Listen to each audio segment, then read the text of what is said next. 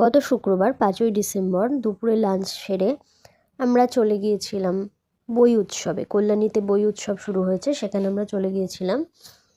তো গিয়ে আমরা দেখলাম বেশ কিছু দোকান সেজে উঠেছে, কিন্তু কিছু দোকানের কাজ এখনও বাকি, সেখানে কাজ চলছিল।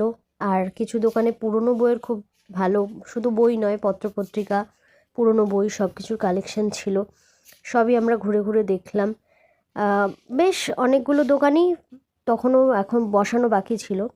আর বই মেলাতে শুধু বই উৎসবে শুধু বইয়ের দোকানই ছিল এমনটা নয়, শাড়ি, বিভিন্ন রকম মেয়েদের পোশাক, মেয়েদের সমস্ত সাজগোজের জিনিস, প্রচুর খাবার দোকানের আয়োজন সেখানে ছিল।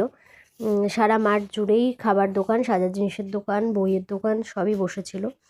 তারপরে এখানে আমরা মাঠের মধ্যে একটু ঘুরঘুর করছিলাম, আমাদের দেখা হয়ে গেছিলো। সেখান থেকে বেরিয়ে আমরা চলে গিয়েছিলাম, দোকান থেকে একটু আচার কিনে সেন্ট্রাল পার্কে চলে গিয়েছিলাম। এইটুকু দুটো ছোটো আচারের বাটির দাম নিয়েছিল 60 টাকা। অবাক হয়ে গিয়েছিলাম।